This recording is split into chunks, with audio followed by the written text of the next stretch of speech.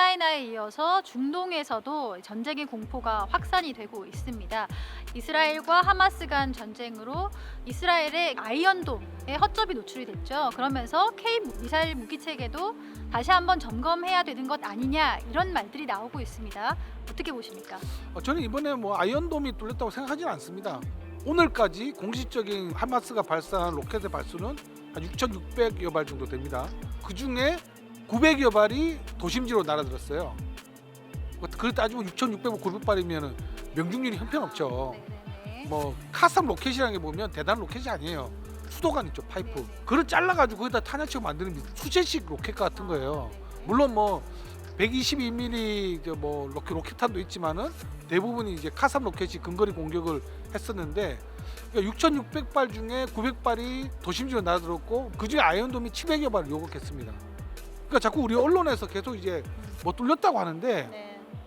그 700여 발을 못 막으면 그 도시는 잿더미가 됐을 거예요. 아, 그건 아니다. 그러니까 우리가 지금 보면은 어제 최근에 국감에서 나왔지만은 이런 한국형 아이언돔을 개발했을 때, 장소 요격책을 개발했을 때 이거 다 못 막는데 이걸 왜 막혀? 이건 정말 말이 안 되는 얘기예요. 우리가 보면 삼축체계라고 하잖아요. 네네. 삼축체 첫 번째 킬체인이 있습니다. 네. 킬체인. 이게 뭐냐면 선제 타격이에요. 우리가 북한의 장서정포를 요격하는 체계들이 과거에는 이제 다련장 로켓다 우리가 K9 자주 포했잖아요. 지금은 아니에요. 지금은 뭐 제이담뿐만 아니라 그 자폭 무인기 있잖아요. 그까지 이제 북한의 장서정포 요격 체계를 선제 타격하기 위해서 준비가 되어 있고, 우리가 만약에 이런 북한이 수도권 서울을 겨냥하고 있는 장서정포를 선제 타격을 통해서 우리를 공격하는 발수를 줄이면 우리 장서정포 요격추가 날아오는 그 나머지를 막는 거예요. 우리가 수도권의 피해를 최소화하기 위해서 이거를 개발하고 있는 거지 완벽하게 방어하고 있다고 개발한 거 아니고요. 북한이 정말 이 포탄의 이제 버튼을 못 누르게 만드는 방법은 뭐냐면, 북한이 선제 공격을 했을 때 이 공격이 효과가 없어가지고 우리가 반격을 허용하게 됐을 때, 그게 북한이 우리가 그걸 억제한다는 표현을 하거든요. 그래서 우리는 이런 억제력을 키우기 위해서도 이런 한국형 아이언돔 장서정포 요격체 개발이 반드시 필요합니다. 계속 해야 된다 말씀이시고. 당연합니다. 네. 예. 최 대표님 어떻게 생각하십니까? 아이언돔 얘기를 먼저 하셨는데, 아이언돔은 아까 신의원께서 말씀하셨듯이 박격포 같은 한마디로 단거리 무기를 요격하기 위한 거예요. 근데 이런 것들을 어떤 약점이 노출됐다라고 하시는데, 저는 신의원님 의견에 적극 동감합니다. 아이언돔은 어차피 보면은 인구가 밀집되고 중요한 곳만 방어하는 일종의 핵심 방어 시설이기 때문에 피해를 방지하면서 동시에 반격을 하게끔 되어 있어요.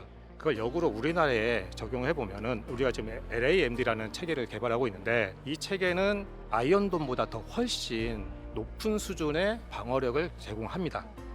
물론 이제 내 앞에 정사다는 말을 하는데, 아까 말씀드렸다시피 기본적으로 방어를 하고 그 틈에 반격을 하는 게 우리의 작전입니다. 뭐 솔직히 선빵이 제일 좋죠. 근데 우리가 국제법상 어떤 그런, 그리고 어떤 여론상의 그런 불리한 면을 무릅쓰고 선제 공격한다는 건 쉽지는 않습니다. 그러면은 북한의 선제 공격을 어떻게 막을 것이냐? 솔직히 모든 포탄이라든지 장사포 막을 수는 없어요. 그쪽이 훨씬 많이 갖고 있으니까. 원래 방어는 최소한 적이 한 발 쏠 때 두 발 쏘는 게 기본 원칙이거든요. 그러면 북한이 10,000발 쏠 때 우리가 20,000발 갖고 있어야 될까요? 그거는 말씀하셨다시피 인구가 밀집하지 않은 곳에 떨어지는 것까지 요격할 필요는 없다는 얘기거든요. 그래서 핵심 지역을 방어하고 그 사이에 반격을 하면 되는 겁니다. 그래서 삼축 체계가 강조되는 건데, 요즘에 일부 언론들이 너무 조금 과장한다 그럴까요? 위협은 명확하게 분석을 하고 네. 대응에 대한 분석도 명확하게 하는 것이 맞는 역할이라고 생각합니다.